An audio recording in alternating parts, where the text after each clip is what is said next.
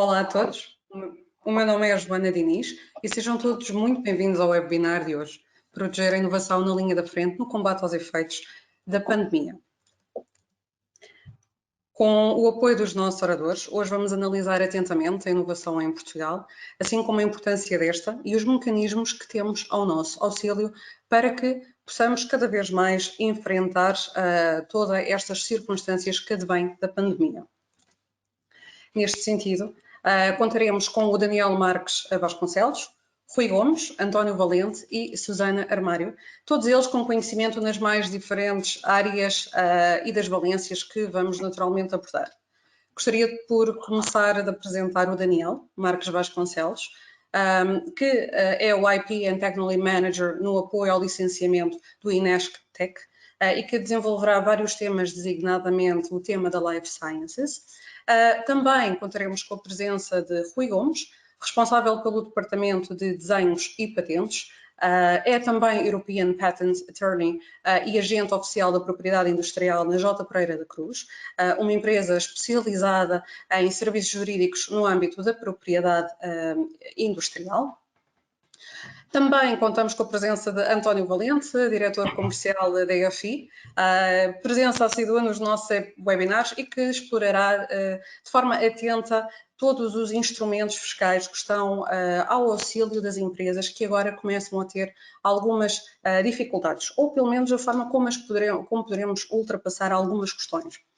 Não menos importante, gostaria também de apresentar a Susana Armário, chefe do Departamento de Relações Externas do Instituto Nacional de Propriedade Industrial e que sobre o seu ponto de vista nos dará aqui um entender de como é que tem sido a reação ou a evolução da evolução das patentes e da forma como elas têm sido protegidas pelos empresários nacionais e também os primeiros impactos que se começam a surgir no âmbito dos pedidos agora pós-pandemia.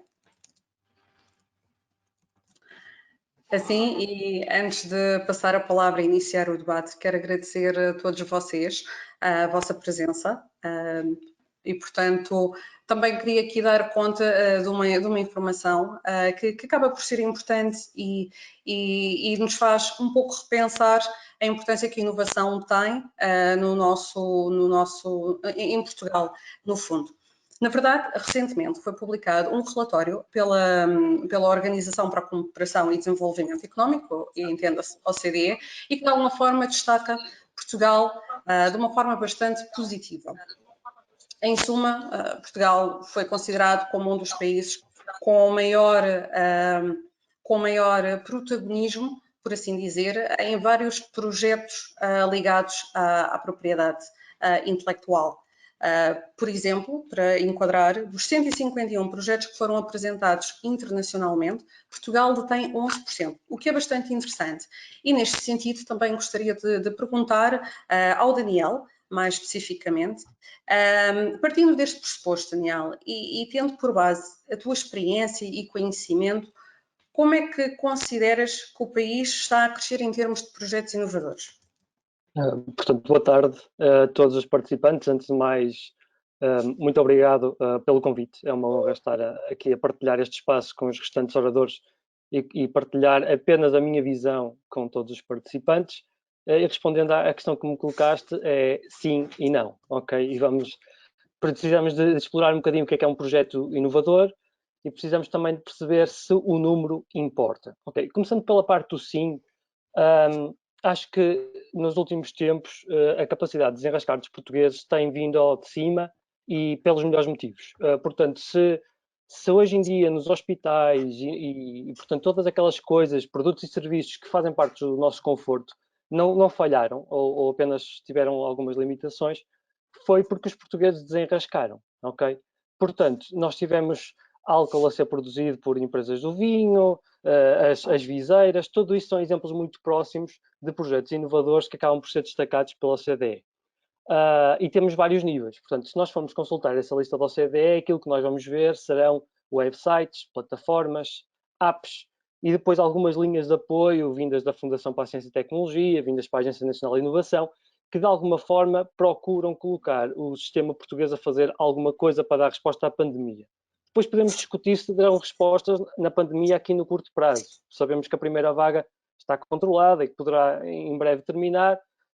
Há a ameaça de uma segunda vaga, esperamos, e os próprios programas estão desenhados para que sejam muito rápidos a execução, portanto 3 meses, para que nós, no inverno, quando se espera uma segunda vaga, estarmos melhor preparados. Pronto, aqui posso destacar, por exemplo, o projeto do Inesctec, que fez o Pneuma, que é um ventilador de emergência, que foi uma resposta a isso. Portanto, também é considerado aqui um projeto inovador, na medida em que havia aqui uma necessidade, falta de ventiladores, que estava na parte da comunicação social, que nós procuramos dar resposta, mas existem outros exemplos ainda nesta área, temos o exemplo do CEIA, temos o exemplo do Sisvent, etc, etc. Não me alargo muito aí. Pronto, isto é muito bom quando nós conversamos com amigos que estão, por exemplo, em Itália ou Inglaterra. Quando nós conversamos com eles e dizemos que nós estamos com iniciativas deste género, de facto, eles ficam espantados porque não tiveram isso à disposição. Faltou álcool em Itália, por exemplo, e eles são um país produtor de vinho também. Portanto, teriam, à partida e na teoria, indústrias capazes de fazer o mesmo que as nossas, uma cultura também latina, como também, não é, de voluntarismo, etc., mas que, de alguma forma, nós somos mais eficazes. Pronto, isto é um aspecto muito positivo, mas no curto prazo. Depois temos agora o outro lado da moeda, que é a parte do não. Pronto, há mais do que os projetos, na minha opinião, o que importa são os resultados desses projetos. Há um exemplo paradigmático que é norte-americano, já agora, em que comparam o Horizonte 2020, o programa Horizonte 2020, com o DARPA. Portanto, o Horizonte 2020, eles apresentam como um orçamento global de 800 mil milhões de euros, versus o DARPA, que é um projeto que vem da década de 60, com um orçamento global de 60 mil milhões de euros. E se formos olhar para aquilo que as tecnologias que surgiram destes dois grandes programas de financiamento e inovação, do Horizonte 2020, há algumas dificuldades em identificar empresas e tecnologias, produtos e serviços que os cidadãos possam beneficiar. Quando olhamos para a DARPA, portanto, a defesa, temos o GPS, temos a internet e temos ainda tecnologias para o futuro, que são da condução autónoma e também na parte de biotecnologia e de farma, ok? Pronto, aqui o que é que eu diria nesta parte do não? Acho que Portugal tem projetos inovadores, mas tem que profissionalizar um pouco mais a sua investigação e desenvolvimento. Nós, à parte, conseguimos criar resultados interessantes, mas depois não conseguimos organizar ou envolver esses resultados em estratégias que de alguma forma procurem capturar o valor que nós estamos a criar. Pronto, e aqui que a parte da estratégia, a proteção da propriedade intelectual é crítica, ok? E aí os meus colegas irão também ajudar a complementar isso certamente, que é transformar este know-how em ativos intangíveis que possam ser valorizados e, em última instância, até transferidos e licenciados para outras empresas. Portanto, aqui uma perspectiva de internacionalização. Se estivermos a pensar numa lógica das universidades ou dos institutos de investigação e desenvolvimento, isso não faz parte da sua missão, portanto, há uma valorização via spin-offs, via transferência para outras empresas.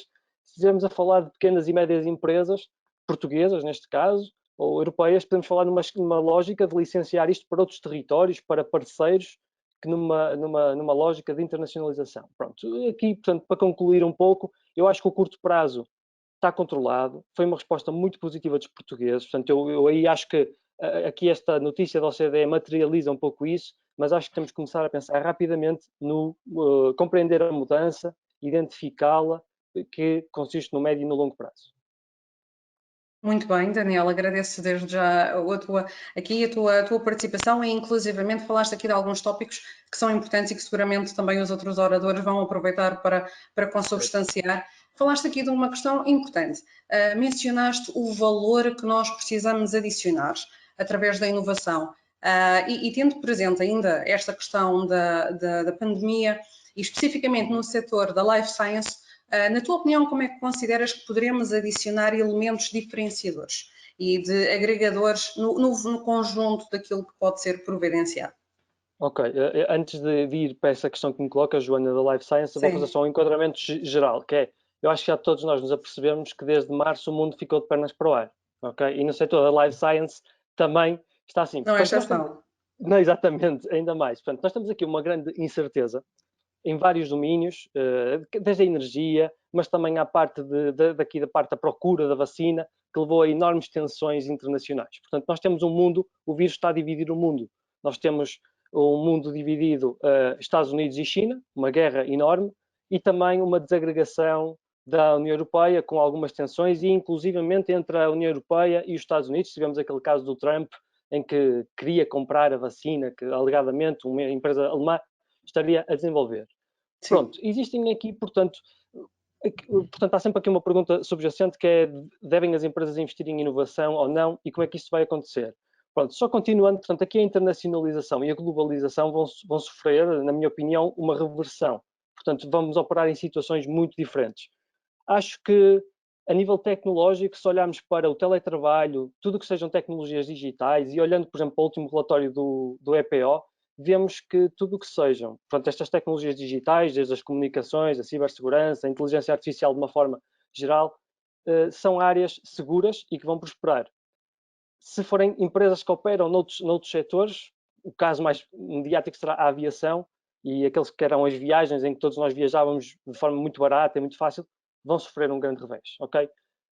O que é que isto quer dizer? Nós aqui entramos no darwinismo. Portanto, as empresas, hoje em dia, há uma grande mudança de paradigma.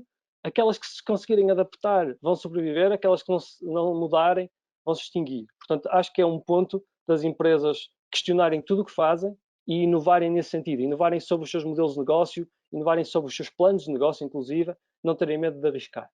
Ok, pronto. Agora, indo um bocadinho para o Life Science, e já agora os vírus, não sei se sabem, quando estão sob stress, aquilo que fazem é acelerar as taxas de mutação, na esperança que façam alguma que esteja mais adaptada. Portanto, tudo isto, a biologia está preparada, e nós apenas estamos aqui ao nível macro a fazer o mesmo.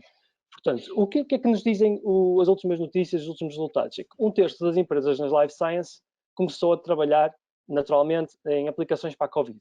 Ok? Podem ser kits de diagnóstico, vacinas, terapêuticas, e as Life Science, a nível da propriedade intelectual, estão um enorme stress. O que é que isto quer dizer? E aí talvez depois os meus colegas vão falar de licenças obrigatórias, provavelmente, não sei se, mas podemos falar mais à frente, que é, por um lado, as empresas têm os seus portfólios de patentes e toda a gente está a querer copiar aquilo que é deles, e portanto elas têm um dilema entre defender as suas patentes e depois a pressão mediática que há para disponibilizar estes produtos. Portanto, ou defendem as patentes ou defendem a sua marca, a reputação. E então já temos vários casos, por exemplo, é a Roche, em que vem dizer que, então, se eu tenho vários estados que podem pagar pelos meus produtos, que estão a estabelecer licenças obrigatórias, portanto, a quebrar as patentes, esta confiança, que motivo é que eu tenho para continuar a investir em patentes, em propriedade intelectual?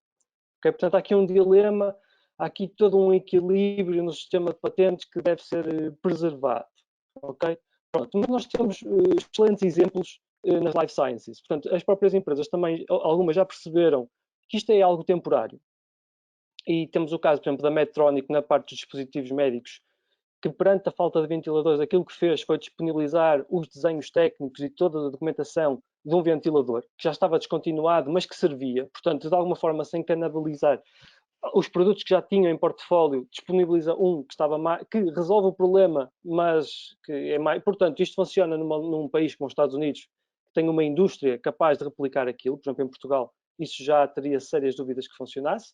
E temos também, por exemplo, a AbbVie, que perante esta ameaça e Israel ter licenciado, também acabou por estabelecer licenças temporárias. Pronto, nós aqui, a nível das Life Sciences, de facto, é um setor em que naturalmente a propriedade intelectual e a inovação é e será o motor da mudança, mas claramente nós aqui vamos assistir, na minha opinião, ao facto do Covid servir para testar uma série de tecnologias de plataforma. Portanto, eles se calhar estão a desenvolver várias aplicações que têm por alvos até a oncologia, a cardiologia, etc., mas agora há a emergência do Covid e eles vão aproveitar o momento para, indo pelo Covid, no futuro terem novas.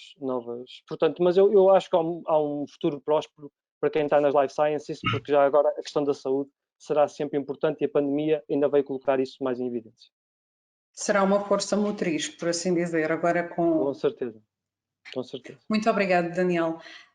Rui, Gostaria de também colocar aqui algumas questões no âmbito da tua experiência, já bastante consolidada, e com base em todos os processos que tens vindo a trabalhar, tendo aqui por base a incerteza associada, de que forma é que nos podemos proteger a inovação nos projetos que são feitos, tendo por consideração a relevância do trabalho que tem vindo a ser desenvolvido pelas empresas. Podes nos ajudar, por favor?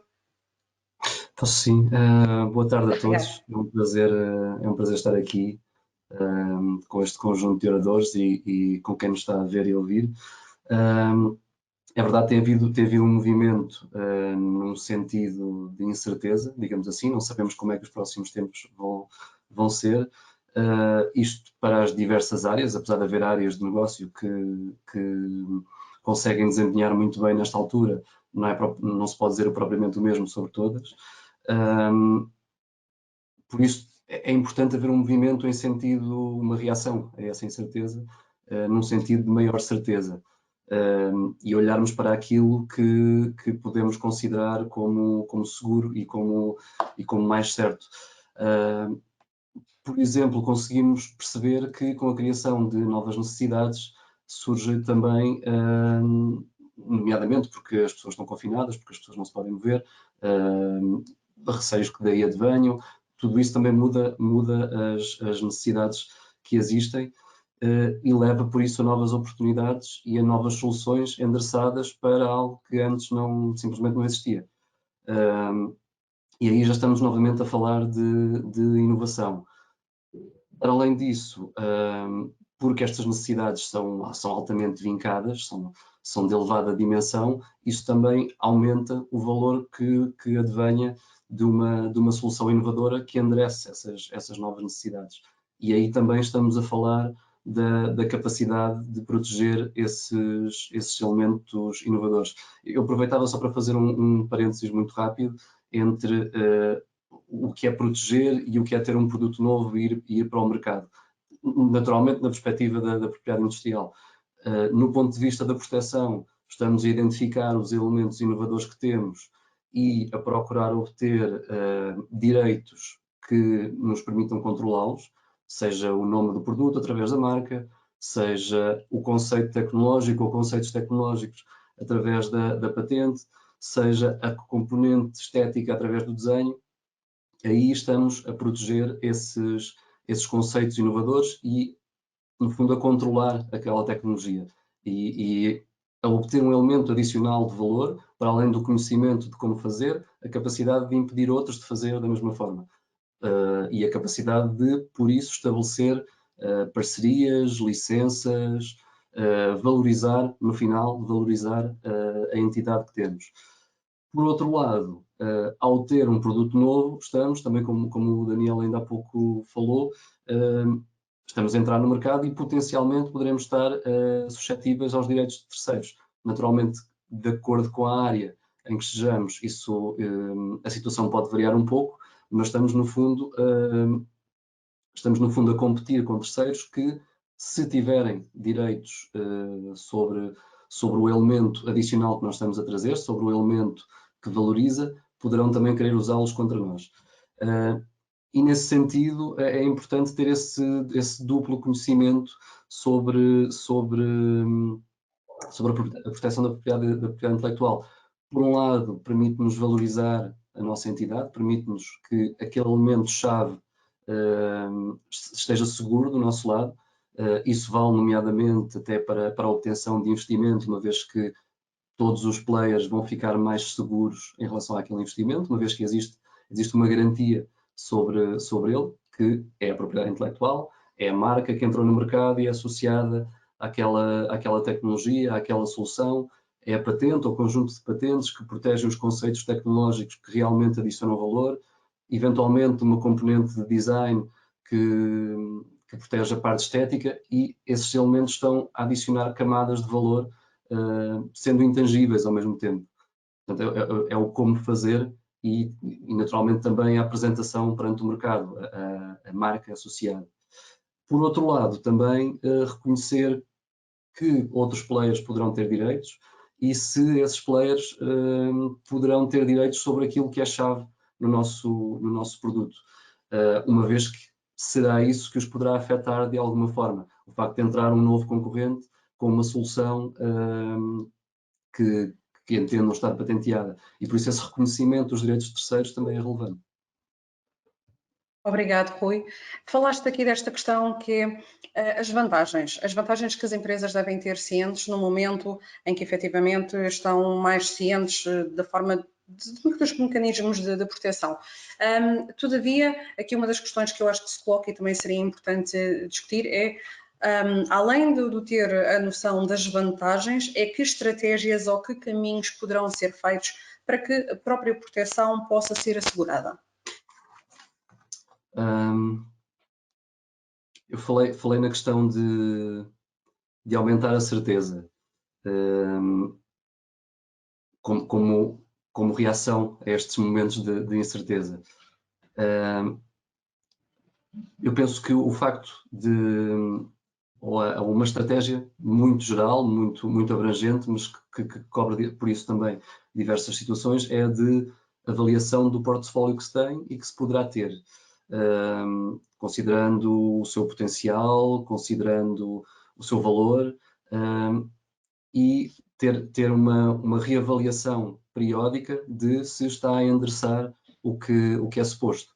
Ou seja, se temos inovação, se ainda a poderemos proteger, se já temos elementos protegidos, se eles estão a valorizar-nos, se estão a adicionar valor, para que haja uma correlação ótima entre os direitos que temos e o efeito que eles estão efetivamente a ter. Por existir também essa dimensão de valor.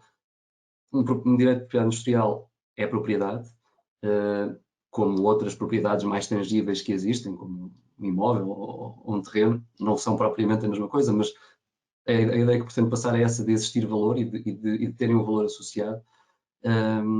E por isso, no momento em que há um potencial de desvalorização, parece-me que é particularmente relevante manter ou reforçar os elementos que adicionam valor. Ainda por cima que adicionam valor neste formato intangível. Nós temos o conhecimento e temos capacidade de controlar também o acesso a esse conhecimento e de estabelecer parcerias em vários formatos com esse mesmo conhecimento.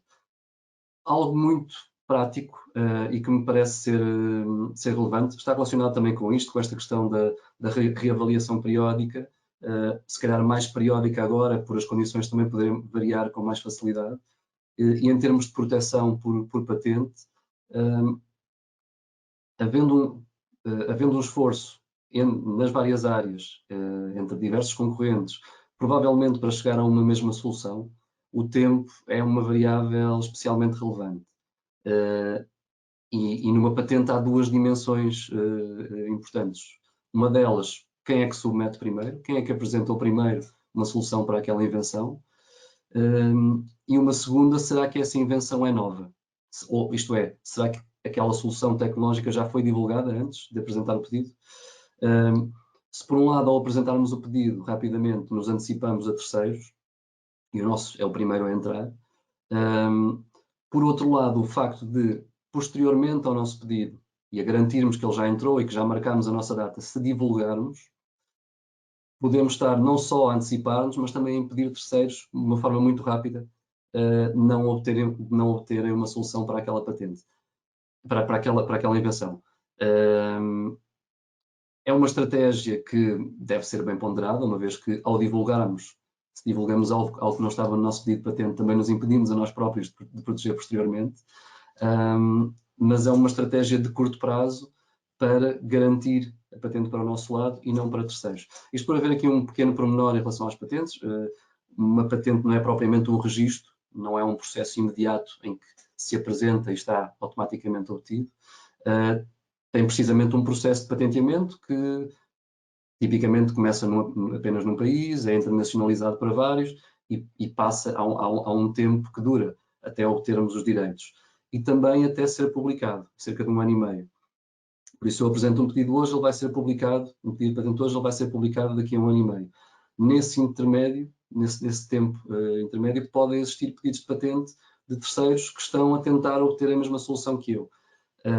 E o facto de haver uma divulgação minha relativamente rápida, pode impedi-los também de obter essa proteção. É uma estratégia que deve ser ponderada, mas que permite haver aqui uma defesa adicional. Ainda que uma regra que está sempre presente e que, independentemente destes tempos ou de outros, é que um pedido de patente deve-se apresentar antes de divulgar, sempre, e logo que se tenha uma certeza sobre a solução que se pretende proteger, ainda que numa fase inicial, para garantir essa antecipação a terceiros. Muito obrigado, Rui, por nos esclareceres aqui de alguns tópicos que são sempre importantes de elucidar. Entretanto, ainda neste âmbito, também tenho aqui algumas questões que gostaria de fazer ao António. António, com base em tudo aquilo que temos vindo a discutir, também seria importante para as pessoas que estão lá em casa perceberem que tipo de apoios é que existem, no fundo, para que possamos financiar a propriedade industrial. Olá, Joana. Antes de mais, permite-me agradecer a presença da Susana, do Rui, do Daniel e de quem nos está a ouvir. É um prazer estar aqui convosco. Eu dividiria dois grandes tipos de apoio para financiar a propriedade intelectual. Numa vertente, temos os apoios fiscais, a nível de incentivos fiscais, com um inequívoco e um claro destaque para aquilo que é o CIFID. O CIFID, como bem sabem, é um sistema de incentivo fiscal à investigação e desenvolvimento empresarial, que o seu objetivo é criar as condições perfeitas, ou melhores condições, para fomentar as atividades de investigação e desenvolvimento. E dentro desse mesmo incentivo fiscal, existe uma rúbrica que é o custo com registro, aquisição e manutenção de patentes. Logo aí é um registro claro, inequívoco, naquilo que é os custos que as empresas têm no âmbito da proteção intelectual.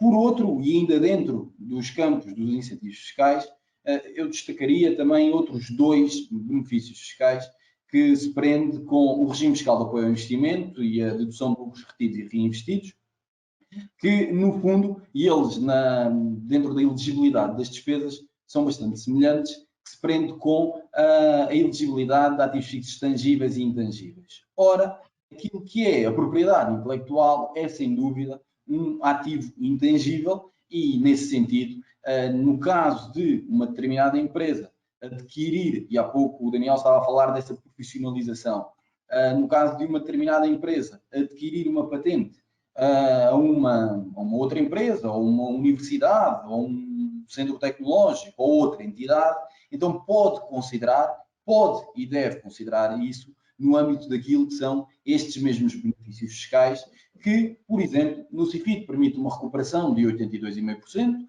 no REFAI permite uma recuperação de 25 pontos percentuais e no DLRF permite uma recuperação de 10% e, sendo possível majorar em certas condições, até 12%. Portanto, do ponto de vista fiscal, existe um sem número de instrumentos fiscais, estes são só alguns, existem outros, mas estes são só alguns que as empresas podem e devem beneficiar para fazer face a alguns custos que tenham no âmbito daquilo que são os custos decorrentes da propriedade intelectual. Por outro lado, existe também um apoio, isto regra geral, é uma rúbrica elegível em quase todas as linhas de financiamento no âmbito dos quadros comunitários. Recordo que neste momento estamos no quadro comunitário do Portugal 2020 e o próximo quadro comunitário, portanto 2021 a 2027, é estratégico, seja para podermos relançar a economia, seja inclusive para atingirmos determinados objetivos, determinadas metas que foram propostas no âmbito daquilo que é a percentagem de investimento de ID em relação ao PIB, que mais adiante também poderemos abordar esse tema, mas estava eu a dizer, dentro do quadro comunitário, eu destacaria sobretudo três linhas de financiamento que me recordo agora. No passado, neste momento, não é um aviso que esteja aberto, como disse, estamos no final deste mesmo quadro comunitário e, como tal, é normal já não existir neste último semestre algumas oportunidades, mas ainda recentemente existiu um aviso direcionado para as entidades não empresariais até 85% a fundo perdido para fazer face ao registro e à proteção da propriedade intelectual, nomeadamente os registros decorrentes de uma patente ou de um modelo de utilidade. E quando falo de uma patente ou de um modelo de utilidade, não só a nível nacional, mas a nível mundial, ou seja, um pedido de patente internacional apresentado ao INPI, ou mesmo na Organização Europeia de Patentes, ou na Organização Mundial da Propriedade Intelectual. Portanto, este aviso era muito específico para esta área, e daí estar a falar dele, mas depois também existem outros avisos mais genéricos, como por exemplo os avisos direcionados para as empresas no âmbito de investigação e desenvolvimento, seja individual ou em copromoção. Alerto ou dou informação que neste momento a copromoção está aberto e as empresas podem fazer e podem candidatar-se nesta mesma tipologia, ou seja, empresas que se queiram candidatar em conjunto com o centro tecnológico, como por exemplo o Inestec, como universidade, podem fazer um projeto em conjunto e podem submeter uma candidatura. Infelizmente, para alguns territórios, termina no final deste mesmo mês, no dia 29 de maio, mas para os territórios de baixa densidade, que eu diria que é todo o interior do país, à exceção de um ou outro município, termina apenas a 15 de setembro. Portanto, ainda têm tempo para fazer face a algum projeto. Portanto, Joana, para resumir, 2 grandes tipos de apoio. Fiscais, no âmbito daquilo que são incentivos fiscais de dedução em sede de IRC, minimizando a carga tributária, e financeiros, seja a nível de projetos nacionais ou inclusive projetos europeus. Muito obrigada, António. É realmente muito importante avaliar todos estes cenários em cima da mesa, uma vez que neste momento estamos numa fase de grande incerteza, mas efetivamente existem instrumentos e as empresas deverão estar mais aptas e estarem sensibilizadas para que possam recorrer a elas. Há pouco o Rui falou aqui numa questão interessante e também gostaria de perguntar aqui uma questão. O Rui mencionou a questão da valorização dos ativos intangíveis e por isso mesmo também te queria perguntar em que medida é que consideras que as empresas podem valorizar os seus ativos intangíveis e como é que estes podem ser medidos? Efetivamente, a valorização dos ativos intangíveis é considerada uma boa prática contabilística que, conjugada com outros instrumentos, já falei, nomeadamente dos incentivos fiscais, dos instrumentos de financiamento, pode e deve, atenção que sublinho, e deve ser utilizado pelas empresas. Infelizmente, ainda não são muitas as empresas que consideram esta mesma prática, ou que têm esta mesma prática, mas deverá ser utilizada e, felizmente, cada vez mais empresas estão atentas a este mesmo tema. Eu digo que deve, porquê? Porque, ao abrigo daquilo que é a norma contabilística de relato financeiro 6, as empresas têm como possibilidade de considerar um ativo intangível o conhecimento criado internamente através dos seus projetos de ID e, com isto, conseguem conferir uma maior proteção a estes mesmos projetos. Ou seja, a empresa tem um determinado projeto de investigação e desenvolvimento realizado internamente, esse projeto vai dar origem a um determinado produto, seja ele para uso interno ou seja ele para vendas, seja ele no âmbito daquilo que é uma exploração económica, e com isto conseguem comprovar o benefício económico futuro. Aliás, a norma é muito clara nesse mesmo ponto, indica que as empresas podem e devem capitalizar os projetos desde que consigam comprovar os benefícios económicos futuros e portanto, assumindo esta mesma linha de raciocínio que apresentei, conseguem comprovar esses mesmos benefícios económicos futuros,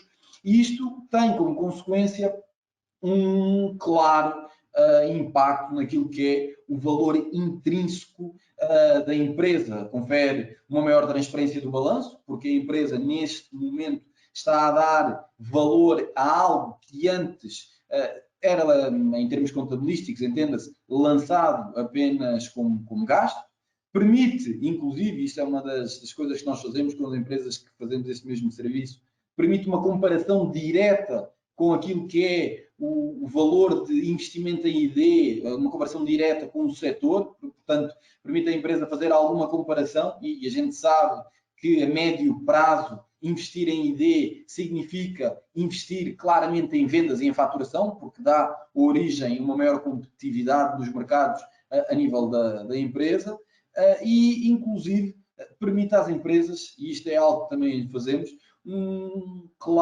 ter um conhecimento claro daquilo que é o retorno do investimento em ID. Algo que nós vimos e temos vindo a ver nas empresas com as quais trabalhamos é que as empresas muitas vezes têm projetos de ID, mas, e tal e qual como o Daniel dizia, não existe uma profissionalização, ou seja, eu invisto, imagina, em 100 mil euros em investigação e desenvolvimento, mas a maioria das empresas não sabem de uma forma direta quanto é que aqueles 100 mil euros deram origem em termos de vendas, deram origem em termos de redução de custos, no caso de ser investigação e desenvolvimento direcionada para processos. Ou seja, uma profissionalização, eu acho que é necessária no âmbito daquilo que é no ambiente da investigação e desenvolvimento. Depois, claro, existem outros pontos que não vou aqui bater, porque por falta de tempo, como o valor que é possível dar a uma determinada marca. Um gestor da Coca-Cola disse uma frase muito conhecida, que era, a empresa pode ter uma destruição total de todo o seu parque de produção, ou seja, de todas as suas fábricas, mas só o valor da marca Coca-Cola, permite reconstruir tudo aquilo que existia. Portanto, efetivamente, o valor da marca é algo que não é tão linear, obriga-nos a levar em linha de conta outras variáveis, mas que também deve ser levado em linha de conta. Mas, uma vez mais digo, não será para um tema de hoje. Muito obrigada, António, pela tua justificação, foi bastante claro. Eu queria fazer aqui algumas questões à Susana, e também com base na experiência que tens vindo a acumular, como é que vês e como é que tem sido o registro, no fundo, do número de pedido de patentes? Me poderias explicar como é que tem sido a evolução e a percepção que tens sobre a evolução do número de patentes em Portugal? E se, inclusivamente, já se sente aqui algum efeito durante esta pandemia? Muito obrigada, Joana. Boa tarde a todos os participantes e panelistas. É uma honra para mim estar aqui presente. Muito obrigada pelo convite. Acima de tudo, como vocês sabem, Portugal é um país pequeno, o nosso office também é um office pequeno. Os nossos pedidos de patente normalmente andam um pouco abaixo dos 1000 por ano. Em relação a esta pandemia propriamente dita, houve uma preocupação desde o início do Instituto em se preparar para o que aí vinha, nomeadamente houve sempre uma preocupação que nós não podíamos parar, porque se parássemos isso sim teria um grande impacto a nível dos pedidos, e por isso desde o início que o Instituto começou a perceber o que estava a passar e a criar medidas e implementar medidas para garantir que o impacto seria o mínimo possível. Nós nunca paramos, nós estamos on, tal como a nossa iniciativa da Justiça. Foi preciso fazer implementar um conjunto de medidas em tempo recorde, por exemplo, de uma semana para a outra tínhamos 19% do nosso staff em teletrabalho, na semana a seguir tínhamos 99%, portanto foi uma tarefa gigantesca transformar-nos todos online. Tínhamos que o nosso atendimento presencial passou a ser por agendamento, colocámos em prática inúmeras regras e procedimentos a nível de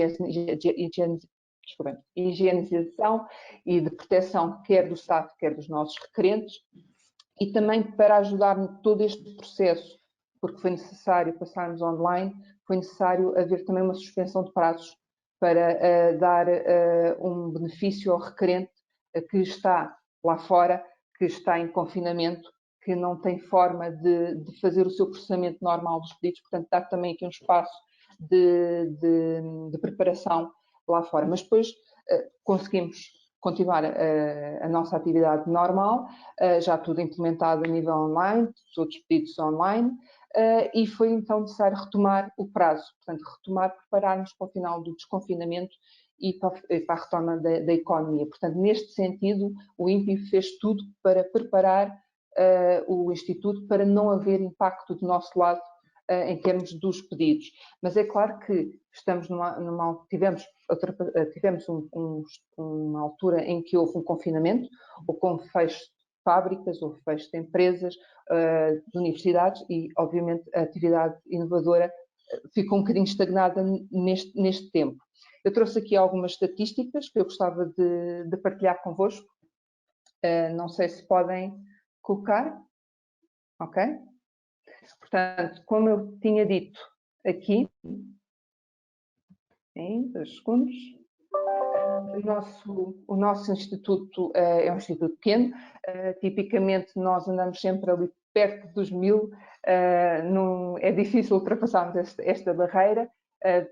Podemos ver aqui os pedidos de 2019 foram ligeiramente superiores aos pedidos de 2018. E aqui estamos a contar com pedidos de invenção total, portanto estamos a falar de pedidos de patente, de pedidos provisórios, de pedidos de modelos de utilidade, de CCPs e de PCTs que entram por Portugal. Portanto, estamos a falar efetivamente de pedidos, pedidos internacionais que entraram em fase nacional em Portugal. Portanto, estamos a falar de todos os pedidos de invenção que entram a nível nacional dentro no nosso Instituto. Portanto, os nossos valores são mais ou menos estes. Esperemos que esta pandemia não vá afetar os valores globais de 2020. No entanto, até agora, o que nós analisámos, portanto, nós analisámos desde janeiro até abril e verificámos algo interessante. Realmente, em janeiro e fevereiro houve uma diminuição, seria expectável, sem dúvida nenhuma, em relação a 2019, e aqui só quero pôr uma ressalva, estamos a falar de pedidos de patente e pedidos provisórios. Portanto, aqui estamos a excluir modelos de utilidade, CCPs, PCTs em fase nacional, tudo isto. Mas em março houve aqui uma inversão, ou seja, estamos a ter um crescimento muito mais pronunciado em relação ao ano passado, principalmente em abril. Portanto, nós temos aqui um incremento que se verifica nestes 2 meses. Portanto, ao contrário do que seria expectável, que estávamos à espera que diminuísse, realmente aumentou. Isto é explicado por uma razão muito simples. Normalmente, quando as pessoas estão confinadas, quando há tempos de crise, há uma exponencial em termos de criativos. Ou seja, quem está em casa inova. E é exatamente estes valores que nós encontramos aqui. Eu não vos posso dizer especificamente sobre que tipo de invenções elas incidem, porque, como o Rui disse, os pedidos entram e ficam inconfidenciais, portanto, eles só são publicados daí a 1 ano e meio, 18 meses, e só aí é que poderemos então revelar exatamente o que entrou.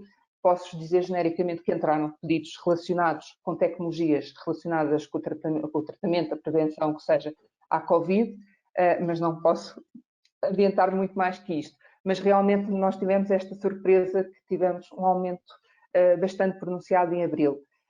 No entanto, aqui temos de ter em consideração um aspecto.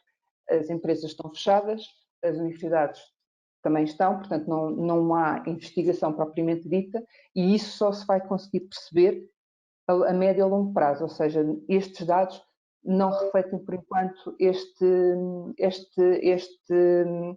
esta limitação a nível de inovação. Portanto, esta inovação será provavelmente de requerentes particulares, portanto, pessoas que estão em casa e que estão a inovar e que estão a pensar nisto, que realmente têm muito tempo para fazer e que apostaram no sistema de propriedade industrial português.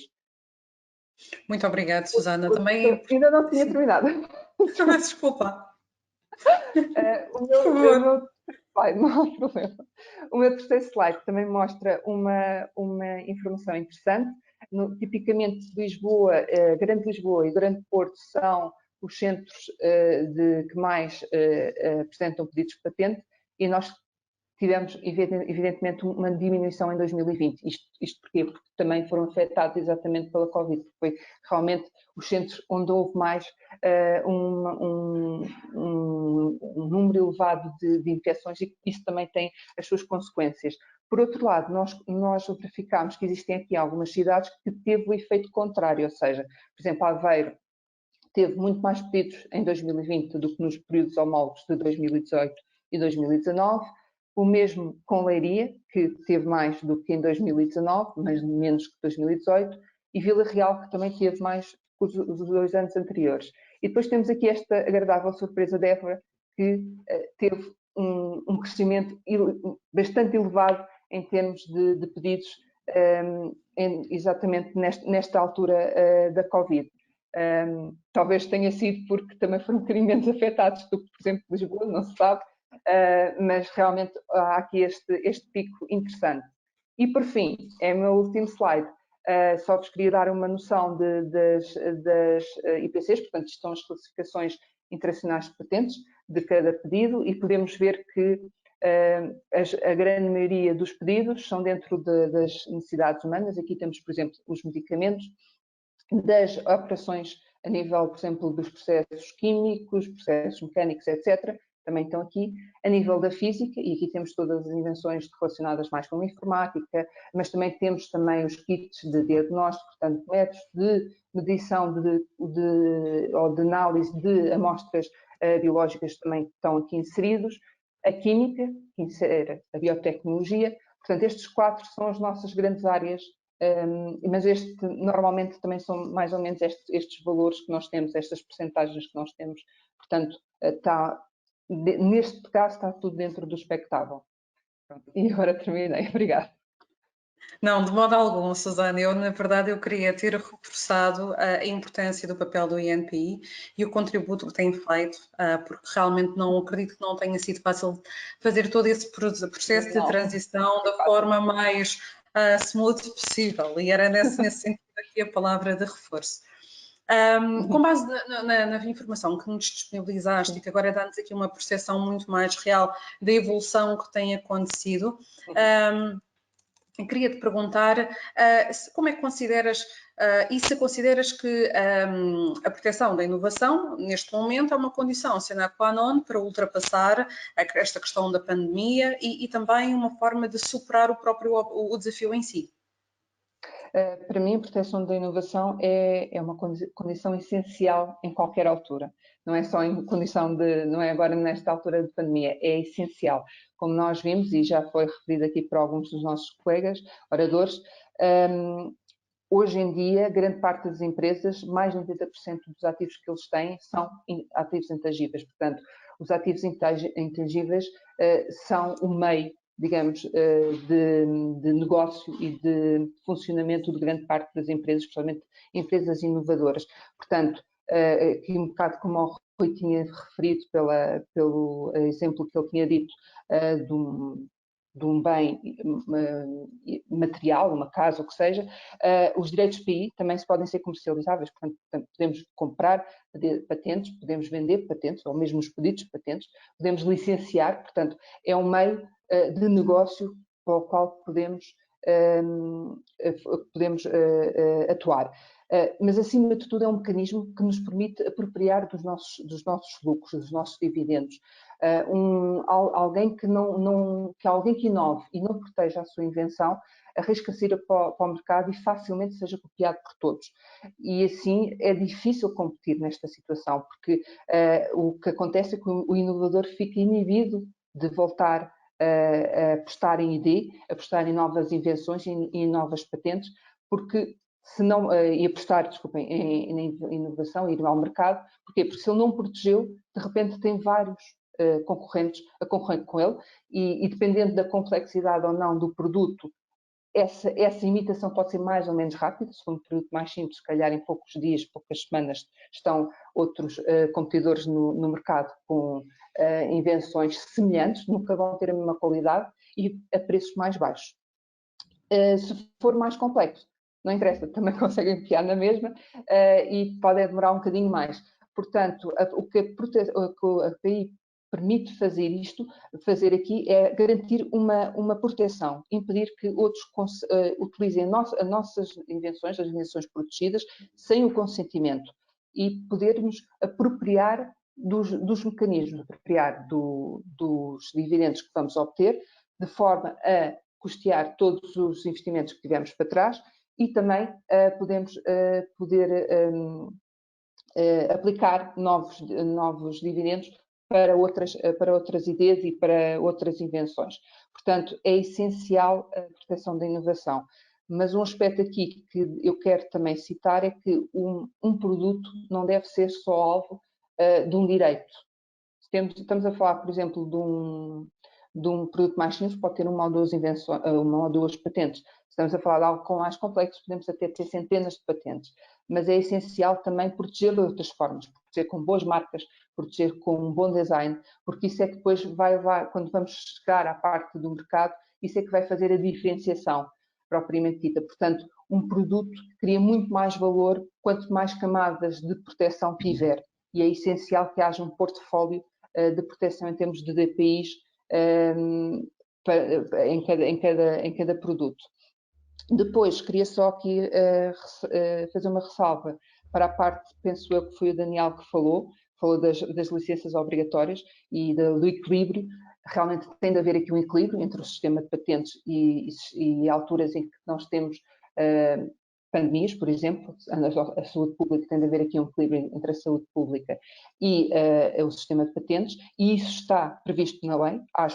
Nós temos um mecanismo das licenças obrigatórias para fazer face a situações muito específicas em que é necessário realmente um determinado medicamento, uma determinada vacina, num tempo específico, mas uma coisa é estarmos em pandemia e outra coisa é de estarmos fora da pandemia. Ou seja, nós também temos de pensar que em situação em que nós já não estamos em pandemia, há economia para retomar, há empregos, há os salários que têm de ser pagos e a proteção da PI é essencial neste aspecto. Portanto, não podemos parar, temos de sempre proteger e há mecanismos que previnem exatamente certos aspectos monumentanos no tempo, mas isso não deverá ser impeditivo de proteger as suas invenções. Isso é essencial. E, aliás, essa é uma das grandes questões, porque, inclusivamente, Portugal terá necessariamente de cumprir as metas fixadas pela União Europeia no que diz respeito ao rácio da ID. Isto leva-nos aqui a uma outra questão, e, aliás, urgia também aqui a vossa participação, agora dos 4, e que, no fundo, partilhassem os vossos comentários, elucidando-nos de que forma é que medidas é que podem ser implementadas para que Portugal, no fundo, possa cumprir com essas metas e levá-las a bom porto. Gostava de vos ouvir a cada um de vocês, por favor. Se calhar começo eu, só para terminar então a minha intervenção. Eu acho que aqui, primeiro tem de haver aqui um foco, e eu acho que o foco tem de ser do nosso tecido empresarial e propriamente dito nas PMEs. Portanto, ao contrário dos outros países, nós não temos uma gigante tecnológica, nós não temos um Google, nós não temos uma Microsoft, nós temos empresas que são grandes, mas depois o grande tecido empresarial são os PMEs. Este tem de ser o nosso foco. Elas têm de investir mais em ID. E aqui nós temos basicamente duas necessidades que as PMEs têm. Primeiro é um conhecimento. Em PI, é preciso terem conhecimento, é preciso estarem sensibilizadas para a importância da PI, e o segundo é apoios financeiros. Eles precisam de apoios, eles precisam de ajudas financeiras, porque essencialmente precisam de duas coisas, conhecimento e dinheiro. Na área da sensibilização, o INPI tem sempre colocado nas suas ações de formação e no seu foco a consciencialização da PI às PMEs, portanto, ações de formação que sejam dirigidas especialmente às PMEs e que nós estamos também, através do nosso plano estratégico de 2020-2023, estamos a focar-nos também nesta estratégia. É preciso perceber quais são as suas necessidades, porque é que eles não patenteiam, quais são as necessidades de cada tipo de empresa, porque há empresas que têm necessidades de patenteamento totalmente diferentes, e, acima de tudo, perceber porque é que não estão a patentear a nível internacional. Como é que eles querem exportar, como é que eles querem competir a nível internacional sem recorrer ao patenteamento internacional. É muito importante perceber as necessidades das empresas, porque é que elas não estão a fazer o patenteamento nacional e internacional, quais são os aspectos, e depois ir ao foco destas necessidades e dar formação. Mas, acima de tudo, há outra componente macro, que não pode ser só um instituto que está focado nas PMEs, isto é um contributo que tem de ser de todos nós. Portanto, isto tem de ser um bocadinho mais macro, nós temos todos que contribuir para a chamada cultura de PI, ou seja, tem de haver uma cultura de PI enraizada na própria sociedade. Isso é essencial. E por isso os planos do INPI é também olhar, focar nas jovens, nas crianças, começar a falar de PI desde muito cedo, que é para criar esta tal cultura consciencialização. de PI. Consciencialização desde o início, porque depois eles vão ser os futuros empresários. E se eles forem ensinados desde muito pequeninos, vai ser muito mais fácil o nosso trabalho para a frente. Mas, como eu disse, isto é um trabalho macro, é de todos nós. Obrigada. Começar hoje para ter resultados amanhã. Exatamente. Eu posso pegar no que a Susana estava a dizer, porque concordo. Acho que a questão da educação, da sensibilização, da formação é especialmente relevante. Mais do que até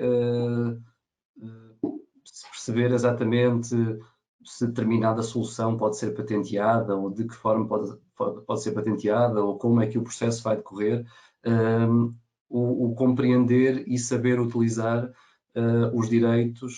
estes direitos como uma ferramenta adicional do negócio, porque aí sim eles têm uma utilidade adicional, não estão só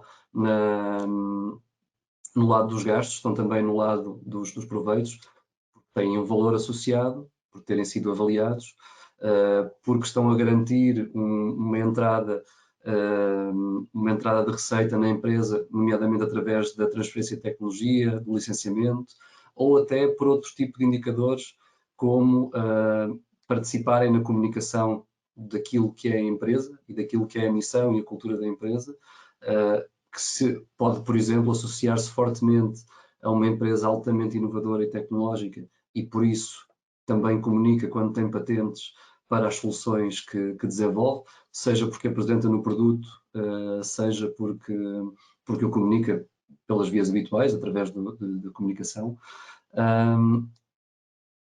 E ao haver essa correlação muito forte entre a utilização dos direitos e os benefícios que daí decorrem, há essa sensibilização e essa educação para os utilizar. Porque, naturalmente, a obtenção destes direitos não termina em si mesma, tem um propósito em si. Não pode ficar simplesmente do lado de um gasto, mas também como algo que apoia o negócio da empresa. E, sem dúvida, algo como a constituição de um portfólio para proteger devidamente as várias facetas de um produto é bastante relevante, mas também porque existe um reconhecimento de que essas várias facetas do produto têm um valor e conferem um valor adicional ao produto. No limite, até sendo mais caro do que outros, porque funciona melhor, porque é mais resistente, pelas razões que seja. E esse reconhecimento do valor da propriedade industrial, eu penso que é um dos caminhos que levam à aposta em inovação e também à aposta na consequente proteção dela. Muito obrigado, Rui. Obrigado pela partilha. Daniel, queres ser tu? Pronto, eu avanço eu, tenho aqui uma série de notas. Pronto, e vou São todas bem-vindas.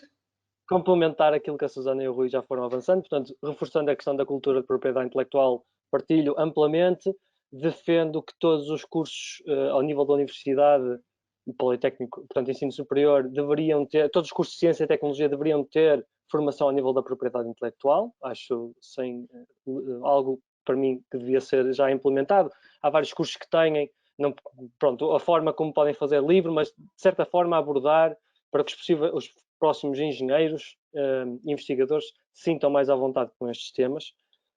Depois, indo para as pequenas e médias empresas. Portanto, quando nós temos esses contactos enquanto instituto, é frequente os empresários portugueses não saberem quando estão a inovar, ou como é que o podem fazer. Portanto, há aqui um grande desconhecimento em que normalmente há uma diferenciação ou pelo preço, ou então há um sentimento de segurança em que eles controlam de alguma forma o mercado por outra forma que não a propriedade intelectual. E isso tudo se esfuma quando nós pomos os pés fora de Portugal. A questão da internacionalização. Há uma falta de preparação para a internacionalização enorme. E internacionalização em mercados verdadeiramente competitivos. Portanto, estamos a falar de mercado europeu e mercado norte-americano. Assim, a grosso modo, depois podemos ir ao Japão, Coreia do Sul. Ok, mas essas são assim as geografias onde as nossas empresas têm dificuldade. Nós temos excelentes casos em Portugal. Nas Life Sciences, nós temos empresas como a Bial ou a própria Ovion, que são exemplos de como é que uma boa gestão de PI se traduz em vendas e em produtos capazes de vencer em mercados tão exigentes como o mercado dos Estados Unidos. Pronto, o que é que acho que aqui o papel a nível da...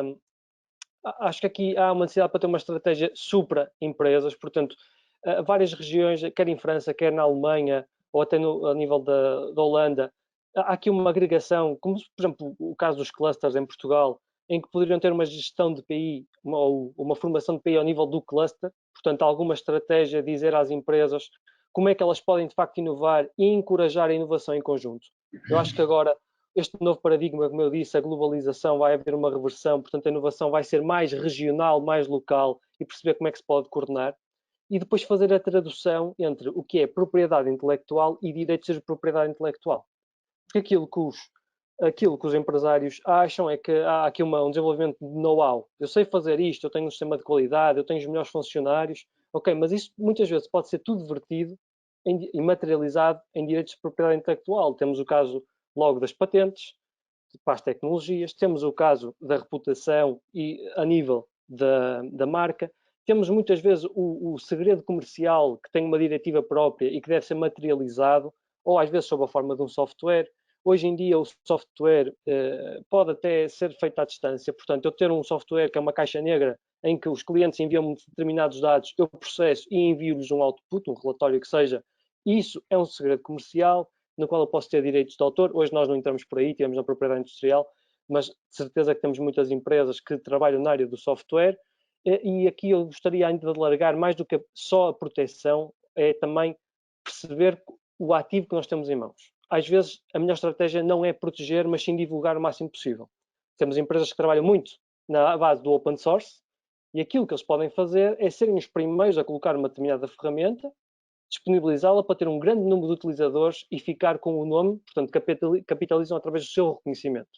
Okay? Já agora os softwares podem ser patenteados, portanto a parte de software é algo que não é um mundo à parte de tudo o que nós temos vindo a falar, é uma área interessantíssima na qual vários tipos de direito de propriedade intelectual podem ser usadas para acrescentar valor e proteger, sim, estes ativos. Pronto, a nível de, portanto, aquilo do inovar em conjunto, uma estratégia mais supra, portanto, juntar-nos todos a nível local, a nível regional para inovar, e para aquelas empresas que já fazem um pouco isso. Aqui trazia uma iniciativa, por exemplo, do Ministério da Economia alemão, em que incentiva pequenas e médias empresas a participarem nos standards. As empresas portuguesas não têm por hábito participar nos standards. Se nós formos ao EPO, é um dos grandes temas, isto é, ter empresas que contribuem com tecnologias, por exemplo, para o 5G. Porque por cada iPhone, por cada telemóvel que nós compramos, há ali um determinado valor que vão para essas tecnologias. E é possível pequenas empresas, um pequeno contributo, conseguirem, por um lado, desafiar-se a si próprias e, por outro, terem uma linha de financiamento, uma tradução em receitas, que vão perdurar durante muito tempo. As empresas devem encarar os direitos de propriedade intelectual como opções futuras. Portanto, eles não são obrigados a exercer, podem abandonar, mas temos que ver, por exemplo, as patentes duram até 20 anos. Ok? E nós não sabemos o que é que vai acontecer em 20 anos. Nós, há um ano atrás, não sabíamos o que é que ia acontecer. E, por exemplo, o caso da China, muita gente diz que patentes na China não vale a pena, ou Portugal é suficiente, mas se eu proteger, nós hoje temos, os nossos empresários têm medo das cópias chinesas, mas então devem para isso proteger os seus produtos em Portugal, se só atuarem em Portugal, porque com um pedido de patente concedido podem ir junto das alfândegas e bloquear a vinda de produtos que de alguma forma infringam os seus direitos, vindos de algum dos motores, ou AliExpress, etc, etc. Portanto, é preciso esta cultura para que se compreenda o poder que a propriedade intelectual ou os direitos de propriedade intelectual têm e podem funcionar a nosso favor. Bem, Obrigada, Daniel. acho que me calha a minha última resposta. Pegando um bocadinho em todas as observações, os comentários que foram feitos, eu acho que a minha opinião, sobretudo de um ponto de vista mais fiscal, eu creio que Portugal tem rapidamente de reestruturar os incentivos fiscais. Nós, dentro da EFI, já vemos a dizer isto há bastante tempo. Eu acho que Portugal tem de rapidamente, repito-me, aproximar-se das melhores práticas e costumes da Europa, como, por exemplo, o cashback no âmbito do sistema de incentivo fiscal à investigação. Ou seja, se as empresas têm prejuízo, pelo menos as micro ou pequenas ou médias até, porque como a Susana muito bem disse, a nossa malha empresarial é sobretudo assente em PMEs, portanto há que dar uma vantagem competitiva. Portanto, se as empresas têm prejuízo fiscal, de algum modo, ou fazer uma dedução em outros tipos de impostos, como por exemplo a tributação autónoma, como por exemplo o pagamento por conta. Bem, existem um sem número de estratégias que podem ser realizadas para as empresas poderem utilizar de uma forma mais intensa, mais volumosa, esses incentivos fiscais. Depois, outro conceito que entendo que rapidamente deve ser incluído nos incentivos fiscais, ou quem sabe a criação de um novo incentivo fiscal, é a introdução da inovação tecnológica. A Itália criou recentemente um incentivo fiscal para a indústria 4.0. Fala-se tanto da indústria 4.0, mas a verdade é que, de algum modo, carece de apoio a nível fiscal nessa mesma vertente. Depois, por exemplo, existem em alguns países da Europa benefícios fiscais que os rendimentos da exploração de propriedade industrial a nível de patentes, ou seja, de produtos que estejam patenteados, permite também um benefício fiscal. Nós cá temos uma figura semelhante, mas não sobre os rendimentos de exploração, mas sobre os rendimentos de cessão. Ora, se eu registro uma propriedade industrial ou intelectual, é para explorar e ter uma vantagem competitiva, não é para ceder. E como tal, acredito que também poderíamos trabalhar nesse aspecto. E para terminar, eu julgo que com estas introduções conseguimos o melhor de dois mundos. Conseguíamos, por um lado, financiar o Sistema Científico e Tecnológico Nacional, que é público as carências a nível de financiamento que tem, portanto, financiar a ciência no país, e por outro lado, melhorar a competitividade das empresas, permitindo assim um apoio às empresas para se modernizar através da inovação, tornar o país mais interessante, inclusive do ponto de vista de captação de investimento estrangeiro, e isto tem como consequência aquilo que todos queremos: aumento de emprego e aumento de riqueza do país, permitindo um futuro melhor para todos nós. Muito obrigada, António. Bem, agora estamos a chegar à segunda parte da nossa sessão, que no fundo é o momento em que todos nós esperávamos, ou muitos de vocês aí em casa, em que basicamente são colocadas aqui algumas questões aos nossos oradores. Assim sendo, e uma vez que também já estamos aqui em cima do tempo, gostaria só de abordar algumas questões, sendo que as remanescentes, aquelas que nós não conseguirmos dar a resposta, uma vez que temos aqui uma elevada afluência de questões, seguramente depois enviaremos um documento em formato PDF com todas as respostas que necessitam. Assim sendo, gostaria que de uma forma sumária pudessem dar aqui algum apoio às pessoas que lá em casa têm algumas dúvidas. Tenho aqui uma questão para a Susana e para o Daniel. A Alan Pinto pergunta se existe algum projeto que envolve o INP, as instituições de ensino e as PME. Posso... Que eu saiba, não. Não é... Quem é que responde? Posso eu responder? Sim. Nós temos temos protocolos estipulados, por exemplo, ainda agora vamos assinar um com a Nova, já assinámos também protocolos com outras universidades e nós temos uma parceria com as universidades a nível mais de formação. Depois, nós também temos alguns planos, ainda não posso estar a falar muito. Entrar em detalhe. Exatamente, para fazer uma parceria com várias key players em nível da inovação, exatamente com o objetivo de ter esta tal cultura de PI e também a promover a inovação e o patenteamento, portanto, a proteção por PI. Nós não estamos parados, lá está, mais uma vez, estamos sempre on.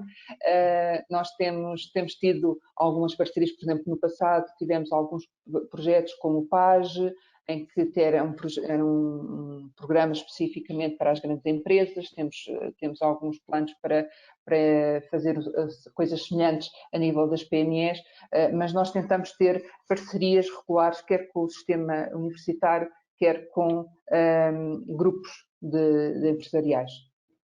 Sim. Okay, se calhar só acrescentava a iniciativa a nível europeu, portanto o IPR Helpdesk, portanto, que funciona e dá apoio a muitas pequenas e médias empresas, nacionais e sem ser, portanto, como a área da EN.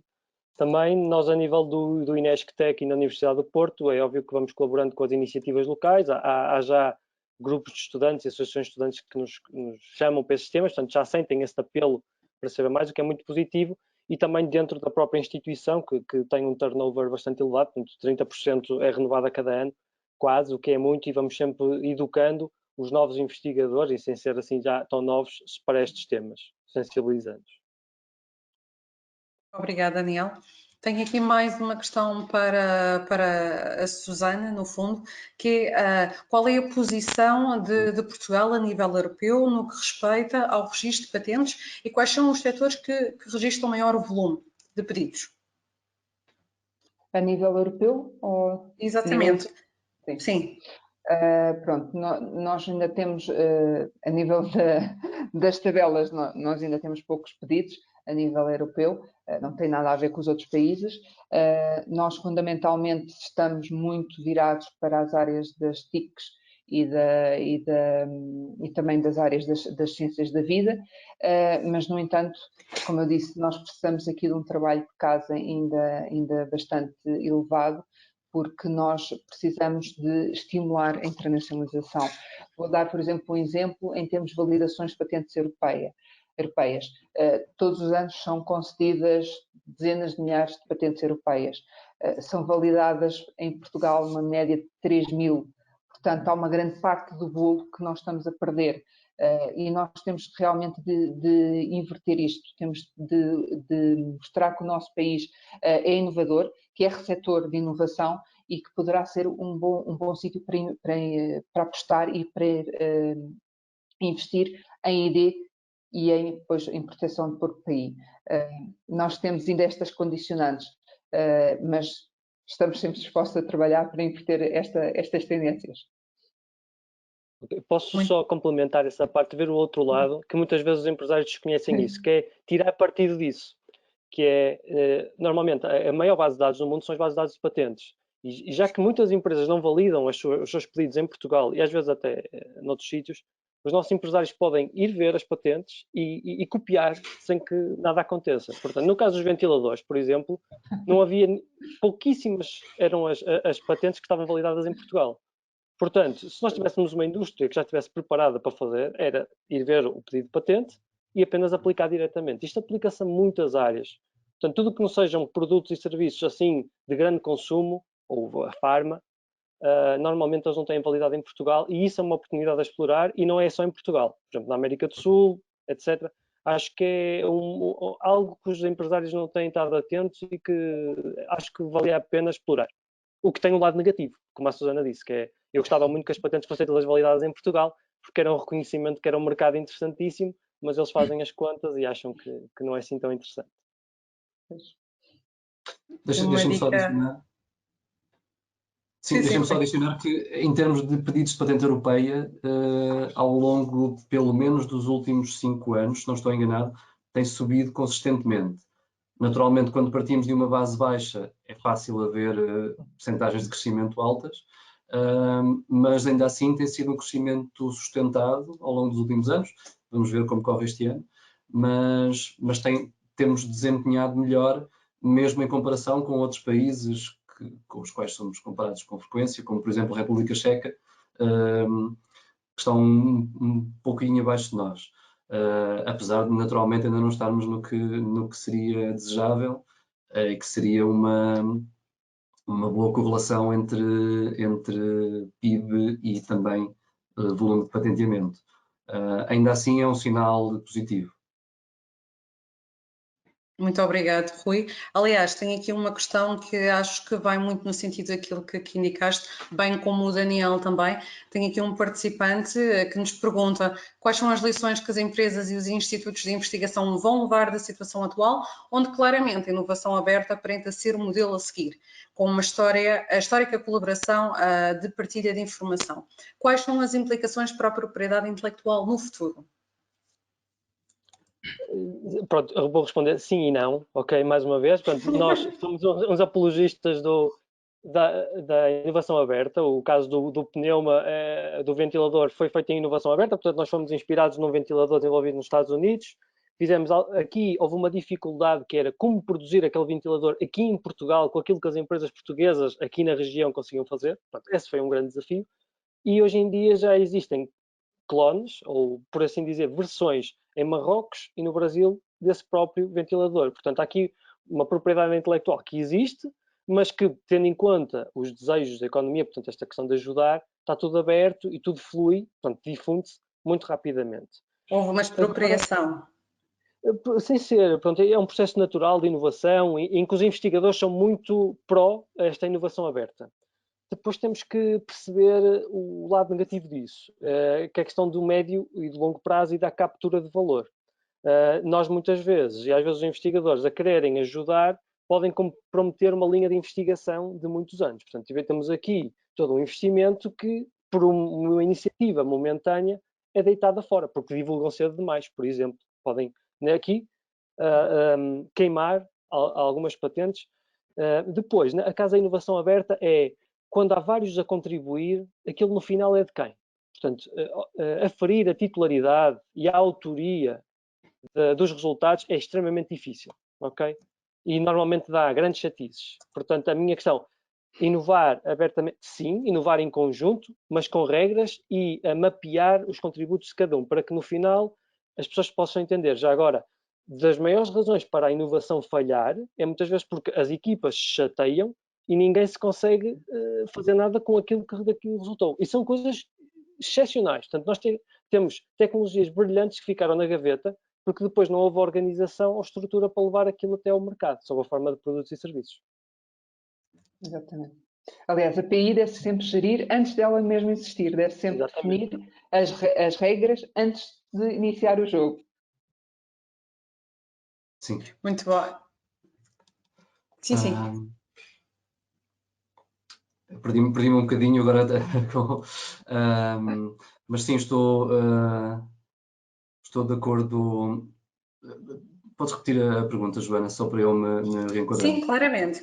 Portanto, a ideia, a questão do nosso participante consistia em saber como é que poderia, no fundo, proteger a patente e que, no fundo, quais são, eu vou repetir para ser mais claro, portanto, quais são as lições que as empresas e os institutos podem, no fundo, tirar desta situação e quais são as implicações para a propriedade intelectual no futuro. Certo. Sim, o que, naturalmente, que numa altura de crise, esta questão surge e é particularmente relevante ser possível utilizar determinada tecnologia que já foi desenvolvida e que eventualmente pode estar protegida por patente. Ainda assim, saindo até deste caso e olhando para um panorama mais geral, que penso que também era o que a questão Remetia. Sim, para haver o desenvolvimento tem que haver organização, tem que haver investimento, tem que haver um incentivo no final para que esse desenvolvimento exista. Caso contrário, seria impossível alcançarmos medicamentos tão desenvolvidos quanto os que temos hoje, um produto tão incrível que revolucionou o mercado, como é o caso do iPhone, que agora parece uma coisa perfeitamente natural e parece óbvio que tem os cantos arredondados e que funcionam e que os aparelhos funcionam com uma imagem ótima e tudo isso, mas isso não existiria se não tivesse existido esse esforço de investimento anterior. Um bom sistema que está identificado é o sistema de propriedade industrial que confere essa vantagem a quem desenvolve aquela solução, a vantagem de controlar o acesso à tecnologia. Naturalmente, existem outras soluções que podem ser funcionais noutras condições, mas ainda não apareceu propriamente também uma solução melhor, uma vez que este é um incentivo muito claro, que funciona, que dá certeza jurídica, e é preciso haver certezas para que se possa avançar com investimentos de envergadura desses, por exemplo. Eu aqui estou a falar também de empresas de grande dimensão, de uma dimensão estratosférica, mas é uma questão também de ampliarmos o investimento, considerando o nível da empresa. Provavelmente poderemos falar de valores consideravelmente mais baixos de investimento em inovação, e ainda assim são valores muito relevantes para quem está a fazer esse investimento. E se lhes tirar a possibilidade de virem a ter uma patente ou até outros tipos de proteção para esse desenvolvimento, também lhes tiram a capacidade de recuperação, porque nesse momento terceiros podem simplesmente estar à espera para ver o que é que os outros estão a desenvolver e seguirem. Deixa de haver esse motor de inovação. Não identifiquei ainda outro motor que possa fazer mexer a cadeia de inovação, por isso este parece um que faz o sistema funcionar. Obrigado, Rui. E na mesma linha de pensamento, inclusivamente tenho aqui uma pergunta para o António. O Francisco, que nos está a ver lá em casa, pergunta-nos se recorrer a um sistema de financiamento para registar o que estou a criar, qual é o apoio que posso obter? Esta pergunta é para ti, António. Depende, se for uma linha de financiamento e se for uma empresa, pode inclusive ir até aos 80%, embora seja um valor máximo. Eu diria que poderia considerar dentro das linhas de financiamento um valor médio, poderia dizer entre os 50 e os 60, está bem? Valores médios, porque aquilo começa sempre de uma taxa base e depois tem várias majorações e que depende efetivamente das majorações conseguidas. Se for do ponto de vista fiscal, então o CIFID permite recuperações até 82,5%, até 82,5%. O REFAI permite recuperações de 25 pontos percentuais e o DLRR, como também indiquei, permite recuperações de 10 pontos percentuais. Portanto, é algo que posteriormente terá de se ver de acordo com aquilo que forem as majorações conseguidas ou de acordo com aquilo que for o enquadramento no determinado benefício fiscal. Obrigada, António. Tenho aqui uma última questão que gostaria de colocar, neste caso diretamente ligada para o Daniel. O Tiago Leal pergunta-nos se acham que as universidades ainda estão um pouco sensibilizadas para a pertinência da patente ao promoverem competições de ideias e hackathons sem considerar a possibilidade de possíveis invenções.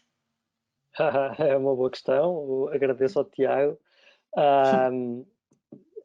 É assim, normalmente o que sai dos hackathons será código, será algo que hoje em dia, tendo em conta a forma como desenvolvemos software, programas de computador nos institutos de investigação, está mais naquilo que eu falava do open source. Portanto, aqui é uma criação, uma co-criação que normalmente tem em vista a partilha dentro de uma comunidade em que outros pegam, portanto andamos todos nos ombros do gigante e é mais essa lógica.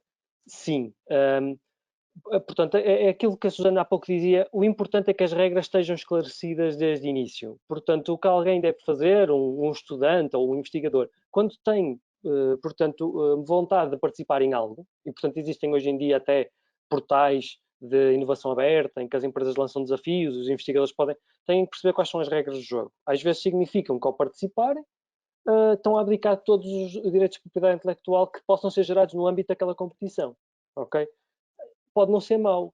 Pode ser um investigador que quer ser conhecido numa determinada área muito específica e vai lá ficar o seu nome. E, portanto, aquele evento depois pode ser o veículo necessário para que os seus softwares sejam adotados por a empresa A, B e C e aquilo ser uma porta de entrada, portanto, um catalisador de outros futuros projetos.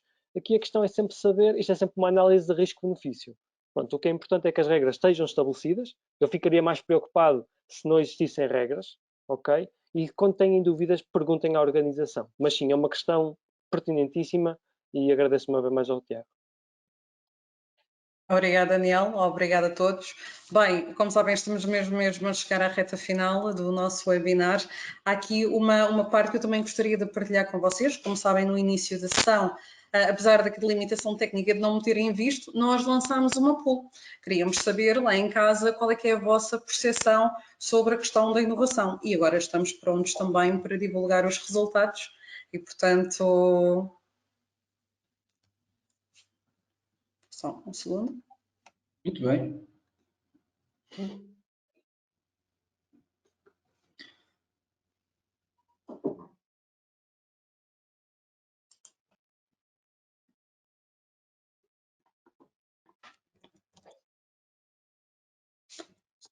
Bem, muito obrigada, antes de mais, pela participação de todos que estiveram cá hoje a assistir ao webinar.